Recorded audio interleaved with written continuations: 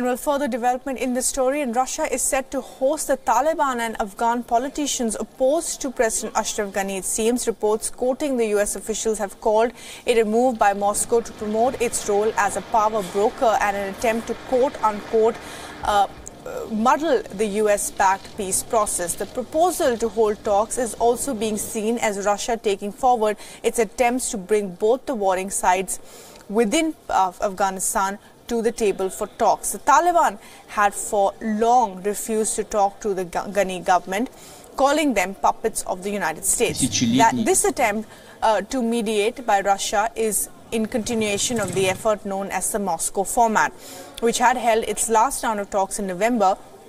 Russia had to overcome resistance on both sides for bringing the two sides to talks, while the Taliban had in the past condemned the Afghan president as illegitimate. The Afghan government accused Russia of boosting the Taliban's legitimacy on the world stage. The last conference in Moscow format was attended by 12 countries, including Pakistan, China, India, US and 5 former Soviet republics. India has made its presence felt through a non-official delegation comprising 2 well-known former diplomats, TCA Raghavan and Amar Sinha. In the opening ceremony, the Russian foreign minister had said that their efforts are aimed at creating favorable conditions for the start of direct talks between the Afghan government and Taliban. Observers believe that this may be Russia's bid to regain influence in the country from where its forces have withdrawn 3 decades ago.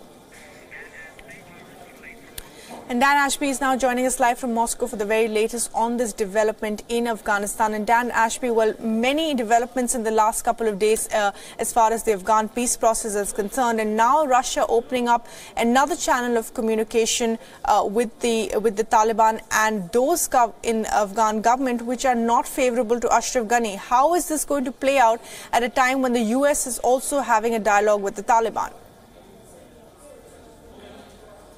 Well, I think the way that Russia sees it is that simply the US talks are destined to fail and that the US has had years and years to try to sort this out, and it doesn't appear as if the talks are going anywhere. So Russia is intent on holding its own talks, as you say, on Tuesday. The Taliban will likely come back to Moscow along with politicians who are opposed to the government. No sign of the actual Afghanistan government coming to Moscow on Tuesday. But I think Moscow is hoping that if it can get its dialogue together, get those two sides talking, even if it's with the opposition politicians, then that might move towards talking with the actual Afghanistan government itself.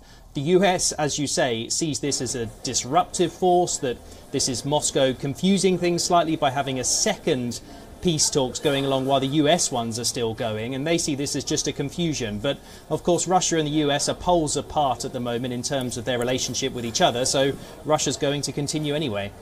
Yeah, so what does this really do to the process that already been building up? Now we also have Ashraf Ghani, of course, talking to the US, pleading in a sense to them to not do a complete withdrawal of troops, that it could lead to a dangerous situation in Afghanistan. He fears with once again the Talibanization of Afghanistan in a way.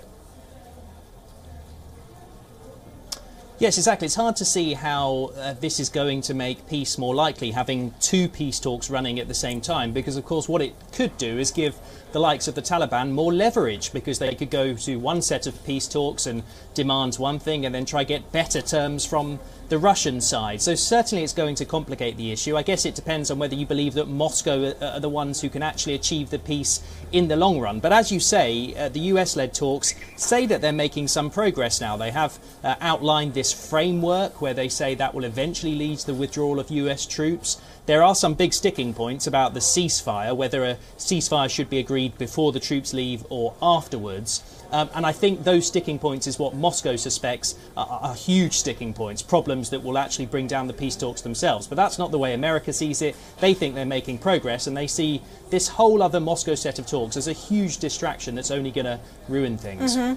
Well, Dan Ashby, thanks very much indeed for joining us.